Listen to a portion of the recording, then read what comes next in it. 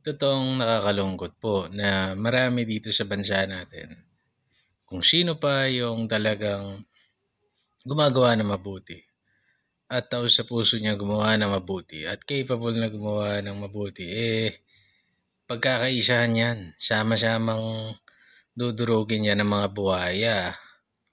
Kasi itong mga buhaya sa ating lipunan, particularly politiko at negosyante, embedded na sila dito sa lipunan. Nagmamana lang yan ng empire ng kani-kanilang mga magulang, nagmamana ng koneksyon ng kani-kanilang mga magulang, nag-aasawa ng mga makakatulong sa negosyo nila. At ganun lang talaga dito, namumuhunan, nagne-network, talagang ganun lang po. Ngayon, pag somewhere along the way, merong pupunta ron na sisitahin, yung tipong magbabago ng konti yung kanilang pagnenegosyo at pakiramdam nila malaking kawalan na kaagad sa kanila yon. Bagamat kumikita pa rin sila ng limpak-limpak, talagang dudurugin. Yan ang kalakaran dito sa ating bansa. Pag ikaw ay matino, like for example, di na ako lalayo. Pangulong Duterte, ano yan, under the radar yan nung tumakbo yan, tapos biglang nanalo. Ngayon nung nanalo, nung nabigyan ng pagkakataon, gumawa ng mabuti. Yung perception ng taong bayan nagbago. Dignity ng Pilipino tumaas. Ayaw yun ng mga traditional politicians o ng mga hindi inaasahan na siya ay makakaupo sa pinakamataas na posisyon. Ayaw nila yun kasi syempre masisira yung diskarte nila Diskarte ng NPA nasira.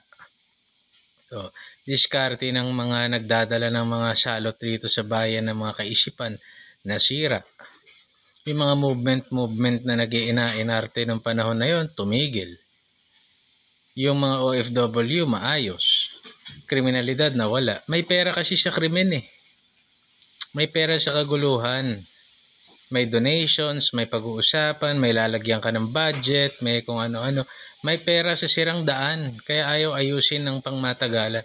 May pera sa basura, kaya hayaan na lang natin yung mga basura magkalat dyan. May pera sa kahirapan. Para kunwari, gagawa ng mga tulay, gagawa ng mga bagay na makakatulong sa mga mahihirap, pero kikita ng bilyon-bilyon yung mga nakaupong buhaya, trapo, negosyante at mga kawatan. At itong mga nakaupong to will not suffer doon sa mga kahirapan, kriminalidad, droga kasi they are well protected. May sarili sila network, may bodyguard, may exclusive subdivision. Yung lifestyle is different than ordinary people. Ordinary people na papasok, magko-commute, papasok sa trabaho. Ordinaryong motorista, magmamotor o magkokotse.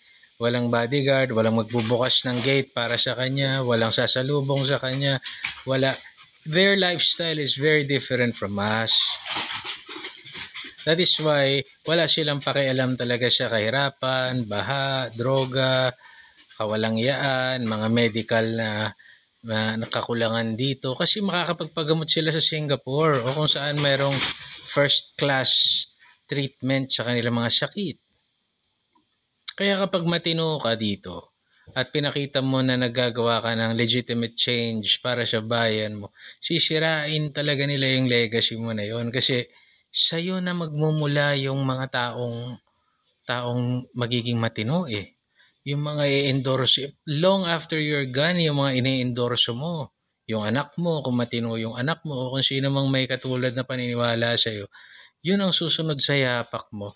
Masisira yung mga long-term plans ng mga oligarko, ng mga buhaya, at ng mga trapo.